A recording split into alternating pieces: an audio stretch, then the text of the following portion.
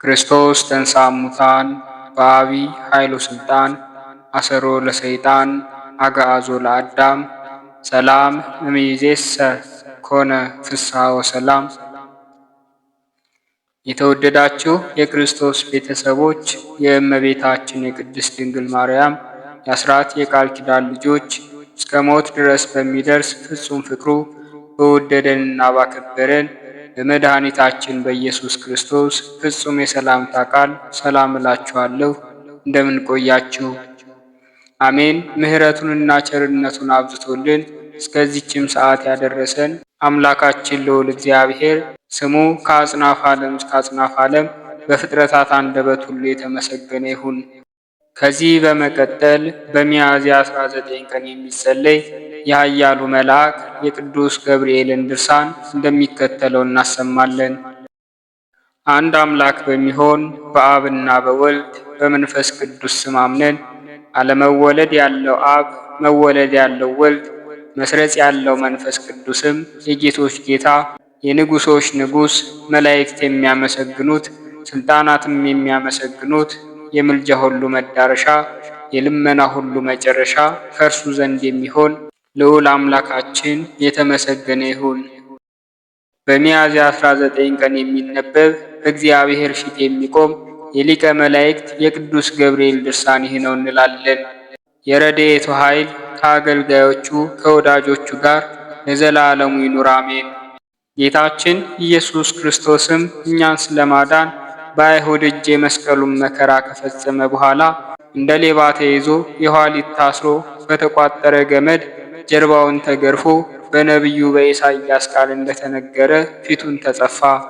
ስለ ወገኖች ኃጢአት ጀርባዬን ለግርፋት ፊቴንም ለጽፋት ሰጠሁ እንዳለ የሾህ አክሊል ተቀዳጅቶ በበትር ራሱን ተቀጥቅጦ በእንጨት መስቀል ተሰቅሎ እስራኤል ሕይወታችን ተሰቅሎ ታዩታላችሁ ብሎ ሙሴ እንደተናገረ እጁን እግሩን ተቸንክሮ ሐሞትን ጠጥቶ በመብሌ ሐሞት ጨመሩ ለጥሜ መጣጣ ጠጡኝ ብሎ ዳዊት እንደተናገረ ይህንን ሁሉ ፈጽሞ ነፍሱን ለሞት አሳልፎ ሰጠ።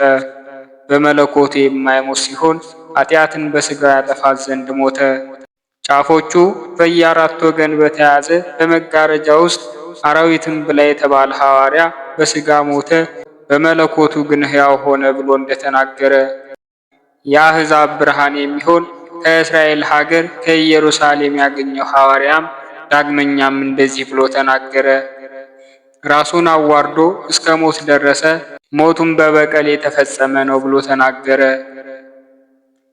ወደ ቀደመ ነገራችን እንመለስና ጌታችንን በስውር ተስፋ የሚያደርገው የአርማትያስ ሰው ዮሴፍ የሚባል አንድ ሰው ነበር።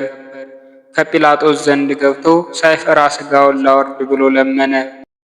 አስቀድሞ ሌሊት ወደ እርሱ ሄዶ የነበረ የአይሁድ መምህር ኒቆዲሞስም መጣ። ከተቸነከሩ እጆቹና እግሮቹ ትኩስ ደም ጠብ ጠብ እያለ ከመስቀል ላይ ያወረዱት፣ በንጹሕ በፍታም ገነዙት። ከዚህ በኋላ በመለኮቱ ኃይል ተነሳ፣ ይህን ቤተ መቅደስ አፍርሱት በ3 ቀን አስነሳዋለሁ ብሎ ለአይሁድ እንደነገራቸው መቅደስ የተባለውም ሰውነቱ ነው። በአንድ ሰንበትም በማለዳ ማርያም መግደላዊት መጣች። አምላክን የወለደች ንጽሕት እመቤታችን ማርያምም ሌሎች ሴቶችም መቃብሩን ሊመለከቱና ሥጋውንም ሽቱ ሊቀቡ መጡ። ያን ጊዜ ብርሃናዊ ሊቀ መላእክት ቅዱስ ገብርኤል እንደ በረድ ነጭ የሆነ ልብስ ለብሶ በመቃብሩ አፍ ተቀምጦ ታያቸው። ባዩትም ጊዜ ፈጽመው ፈሩ። ጠባቂዎቹም እርሱን ከመፍራታቸው የተነሳ እንደ በድን ሆኑ፣ በወንጌል እንደተነገረ። ያን ጊዜ እግዚአብሔር መልአክ ከሰማይ ወረደ፣ ያችን ደንጊያ ገልብጦ በላይዋ ተቀምጦ ነበርና ጽኑ መናወጽም ሆነ። ሴቶችን እናንተስ አይዟችሁ አላቸው፣ የተሰቀለውን ኢየሱስን እንድትሹ አውቃለሁና ከዚህስ የለም ተነስቷል፣ ለደቀ መዛሙርቱ ሄደው ይነግሩ ዘንድ አዘዛቸው። ከቃሉም ይህንን ነገር በሰሙ ጊዜ ፈጽሞ ደስ አላቸው። ከዚህም በኋላ ሄደው ለአርድእት ነገሯቸው። ዳግመኛ ከተነሳበት ጊዜ ጀምሮ ጌታችን ባረገበት ጊዜ ገብርኤል በአማረ ቃል ጮሆ ተናገረ። መኳንንት ደጃፎችን ክፈቱ፣ ከጥንት የነበሩ ደጃፎች ይከፈቱ፣ የክብርም ንጉሥ ይግባ ብሎ ጮኸ። እነርሱም የክብር ንጉሥ ማን ነው አሉት። የምስጢር መልአክ ቅዱስ ገብርኤልም የሰውን ሥጋ የለበሰ ኃያል እግዚአብሔር የክብር ንጉሥ እርሱ ነው አለ። የሞትን ሥልጣን አጥፍቶ በሲኦል ያሉትን ነፍሳትንም ማርኮ ወደ ቀድሞ መኖሪያው ወደ ሰማይ ወጣ። ይህንንም በሰሙ ጊዜ በታላቅ ምስጋና በእልልታ ታወኩ። ነጋሪት መቱ፣ ጸናጽልና ቃጭል እያሰሙ እየነፉ ተቀበሉት። በግልጥም አዩት። በባህሪው የማይታይ በሥጋ መልክ የታየ እርሱን አይተው ከእርሱ ከደም ግባቱ ማየት የተነሳ ደስ ተሰኙ። የፊቱንም ብርሃን ለማየት ሲያስመኛቸው የኖሩ መላእክት በመለኮቱም ሙቀት እንዳይቃጠሉ በፀሐይ መጽሔት ፊታቸውን ሲሸፍኑ የነበሩ መላእክት አይተው ጠገቡት። ከአብራ ከመንፈስ ቅዱስ የተወለዳችሁ የሰማያዊት መንግሥት ልጆች ሆይ ከቅድስት ከዮርዳኖስም ማኅፀን የተወለዳችሁ ሥጋውን በመብላት ደሙንም በመጠጣት የጎለመሳችሁ አስተውሉ፣ ተመልከቱ። ይኸውም ተሰጥቶ የማይፈጸም የዘላለም መሥዋዕት ነው። ሊቀ ካህናት በመሆኑ ራሱ መሥዋዕት አቅራቢ ሲሆን ስለ ኃጥአን ቤዛ የተሰዋ ንጹሕ በግ፣ በመለኮቱም ከአባቱና ከመንፈስ ቅዱስ ጋር መሥዋዕት ተቀባይ ነው። የሊቀ መላእክት የቅዱስ ገብርኤል የቸርነቱ ብዛትና የምስጋናው ክብር ፍጹም ነው።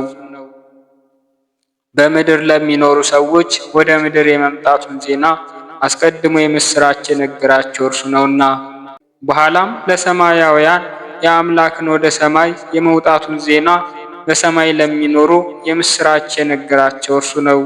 አሁንም በእርሱ ስም ለችግረኞች ወንድሞቻችን መራራትን እያደረግን በፍጹም ልቦናችን እንውደደው።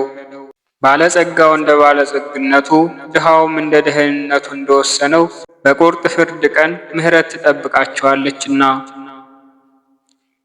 ድሃውን ጦም አዳሪውን የሚያስብ የተመሰገነ ነው፣ ከክፉ ቀን እግዚአብሔር ያድነዋል ብሎ ዳዊት እንደተናገረ ጌታችንም በወንጌል ተናግሯል። የሚራሩ የተመሰገኑ ናቸው፣ ለእነርሱም ይራሩላቸዋል። በሐዋርያት ሥራም ከሚቀበል የሚሰጥ የተመሰገነ ነው ተብሎ ተነግሯል። በዚህ መልአክ በሊቀ መላእክት በቅዱስ ገብርኤል በልመናው እነዚህም ምስጋናቸውን ለመቀበል እግዚአብሔር ያብቃን። ሰው ለመሆኑ ምስጢር ተላላኪ ይሆን ዘንድ እግዚአብሔር የወደደውና የመረጠው ጸሎቱና በረከቱ በወዳጆቹ ላይ በሕዝበ ክርስቲያኑ ላይ ለዘላለሙ ጸንቶ ይኑር አሜን። አንድ አምላክ በሚሆን በአብና በወልድ በመንፈስ ቅዱስ ስም አምነን የቀደሙ የአርባብ አለቃ የሚሆን የሊቀ መላእክት የቅዱስ ገብርኤል ተአምር ይህ ነው እንላለን። ከምስራች ጋራ መልእክቱን ለመፈጸም በገሊላ ወዳለች ርግብ የተላከ የማያልፍ የአርያም ፀሐይ መንገድ ጠራጊ የብርሃን ኮከብ የሚሆን የተአምራቱን ብዛት እንደምን እንናገር? በአፍም እንናገራለን፣ በልብም እንመረምራለን፣ በእኛም ላይ ይናገራል። በዚህችም ምህዋር ላይ በሚሰሙት ሕዝብ ላይ ይናገራል። የቸርነቱ ብዛት በወዳጆቹ ላይ እጥፍ ድርብ ሆኖ ይደር ለዘላለሙ አሜን። አብራሲትና ልጁ ሲገሰግሱ የእግዚአብሔር መልአክ ቅዱስ ገብርኤል ታያቸው፣ እንዲህም ብሎ ተናገራቸው። በፍጹም ትኖሩ ዘንድ ከዚህ ተነስታችሁ ወደ ግብፅ ሂዱ። እነርሱም ፈጥነው ተነሱ። ሊቀ መላእክት ገብርኤል ፍዩም እስከሚደርሱ ይመራቸውና ይመግባቸው ነበር። በዚያም የሚኖሩበትን እስራኤል ከተባለ ከያዕቆብ አውራጃ አሳያቸው። በዚያም ማደሪያ ግንብ ሰርተው ኖሩ። ወደ እነርሱም ለሚመጣው የመድኃኒት ጥበብ ያደርጉ ነበር። የሚፈልጉትንም ስለሚፈጽሙላቸው ብዙ ሕዝብ ከእነርሱ ዘንድ ይሰበሰቡ ነበር። የመድኃኒታቸው ፈውስና ዝናቸው በገጠሩም በከተማውም ተሰምቶ ነበርና ወደ እነርሱ የሚመጡ ሰዎች ግን ከወዴት መጣችሁ እያሉ ይጠይቋቸው ነበር። እነርሱም እኛስ የቆሪድ ልጆች ነን ይሏቸው ነበር። በዚያም ሀገርም ይኸውም ደብረ ኒቅሎን ነው። 1 ዓመት ከ5 ወር ያህል ከተቀመጡ በኋላ በዚያ ወራት ባለመድኃኒት አባታቸው አብራሲት ሞተ። ከዓለም ከመለየቱም አስቀድሞ 3ቱን ልጆቹን ጠራቸው። ይህን ሕፃን ልጄን ጠብቁት ብሎ አደራ አላቸው። ስለ እርሱ ክብር ታገኙ ዘንድ እርሱ ክብር ይሰጣችኋልና። ይህንን ከተናገረ በኋላ ባለመድኃኒቱ አብራሲት አረፈ። ልጆቹም በሚገባ ገነዙት። ባለመድኃኒቱን በመውደድ ከመሰሏቸው ከሰዎች ጋር አለቀሱለት። ብዙ ጊዜ መላእክትን በየስማቸው እየጠሩና እያሰቡ ጽኑ መሐላ ያምሏቸው ነበር። እነርሱም ወደ እርሳቸው እየመጡ የሚሹትን ያደርጉላቸው ይፈጽሙላቸውም ነበር። ከዕለታት አንድ ቀንም መድኃኒት በማድረግ እንደለመዱት ተጠበቡ። በአዳራሹ በምዕራብ በኩል ተቀምጠው ሳሉ ያን ጊዜ ሊቀ መላእክት ገብርኤልና የሰማይ ሰራዊት አለቃ ሚካኤል የተመረጠች ቅድስት ከምትሆን አምላክን ከወለደች ከእመቤታችን ከማርያም ጋር ሆነው ድንገት ከእርሳቸው ዘንድ ደረሱ። በዚህ ምን እየፈለጋችሁ ትኖራላችሁ? አሏቸው። እነርሱም በእውቀት ማነስ አምላክን ለወለደች ለእመቤታችን እንደዚህ ብለው መለሱላት። እመቤታችን ሆይ ጥቂት ወተት ሰጥተሽን እንጠጣና ከዘላለም ሞት እንድንድን ተስፋ እናደርጋለን። ብዙ ገንዘብ ወርቅም ብርም የከበረ ዕንቁም አለንና የሚወርሰንም ሌላ ሰው የለምና። ድንግልም ይህንን በሰማች ጊዜ ሊቀ መላእክት ገብርኤልን ጠቀሰችው። ይህንን ክፋትና ተንኮል ስራዬንም ከእነርሱ ያርቅላቸው ዘንድ አዘዘችው። እርሱም ማራቅላቸው። በሕይወት በኖሩባት ዘመንም እግዚአብሔርን የሚወዱና የሚያገለግሉት ሆኑ። ልመናው በረከቱ ከሁላችን ጋር ለዘላለሙ ጸንቶ ይኑር አሜን። የሊቀ መላእክት የቅዱስ ገብርኤል ሁለተኛው ተአምር ይህ ነው። ጸሎቱና በረከቱ ከአገልጋዮቹ ከወዳጆቹ ጋር ለዘላለሙ ይኑር አሜን። ኔቅሎን የሚባል አንድ ሀገር ነበር። በዚያም ሀገር በሊቀ መላእክት በገብርኤል ስም ደጋግ ሰዎች ቤተ ክርስቲያንን ሊሰሩ ወደዱ። በፊታቸው እየተመላለሰ ቤተ ክርስቲያን የሚሰራበትን ቦታ ይለካላቸው ነበርና እመቤታችን ማርያም የሚሰዋበትን የታቦቱን ቦታ የሚሰሩበትን አመልክታቸዋለችና። ሊቀ መላእክት ቅዱስ ገብርኤልም የሰቀላውን ልክ ወስኖላቸዋልና ጣራውንም ክፍሏንም ከጥንዛው እንጨት ጋር ለካሳቸው። ከሕንፃው ውጭ የተረፈውን ቦታ በእጁ በያዘው በትረ ወርቅ አስተካክሎና መዝኖ ሰፈረላቸው። ከዚህ በኋላ ሊቀ መላእክት ገብርኤልም እየባረከ በመመረቅ ደስ አሰኛቸው፣ አረጋጋቸውም። ያን ጊዜም በታላቅ ክብር ወደ ሰማይ ወጣ።